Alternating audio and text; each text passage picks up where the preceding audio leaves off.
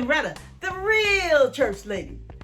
I got a letter from a lady the other day, and she wanted to know why it's taking God so long to answer her prayer. And I know we as human beings, we in a big rush. We want God to hurry up and do it now. As a matter of fact, we wanted God to do it yesterday. Well, let me tell you, sometimes we got to do some self-examination. And one of the biggest things that can block or delay your prayers is unforgiveness. Psalm 66:18 says, if I regard iniquity in my heart, the Lord will not hear me. So if there's some sin in your life, some known sin in your life, you might want to get rid of that. Let's go to Exodus, the 16th chapter. Moses led the children of Israel out of Egypt, out of bondage, out of slavery, and they went through the Red Sea. God made the water stand tall on both sides, walls of water. Can you imagine that?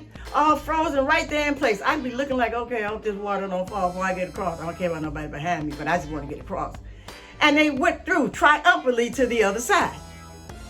As soon as they get to the other side, the Bible says in 15 days after they had been delivered from the hand of Pharaoh, they got over there to the Valley of Sin, which is where God chose in the wilderness. He said he was going to send them there for a time of testing. Within 2 weeks after that miraculous rescue, they started complaining because they was hungry. As we say, they were hangry. They were angry and they were hungry because they could not believe that God would feed them. Because right now they're in the wilderness.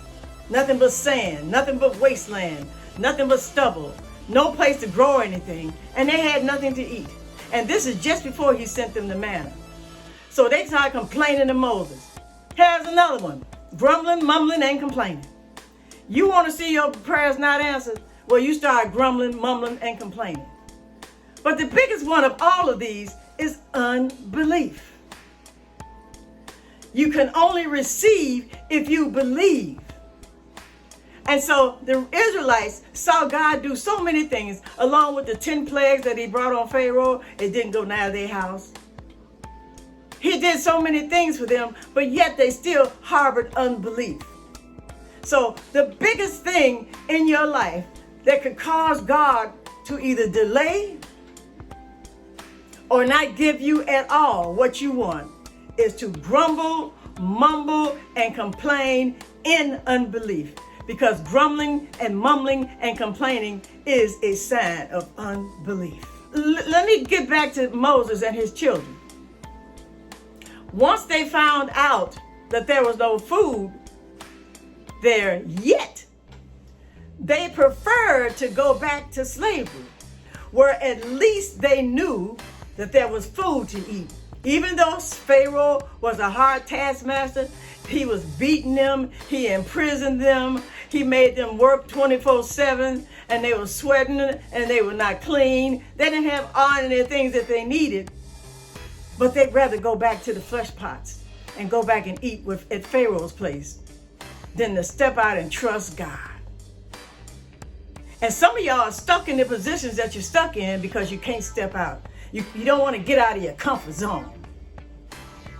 But I'm telling y'all, if you want to keep praying for something that might never happen,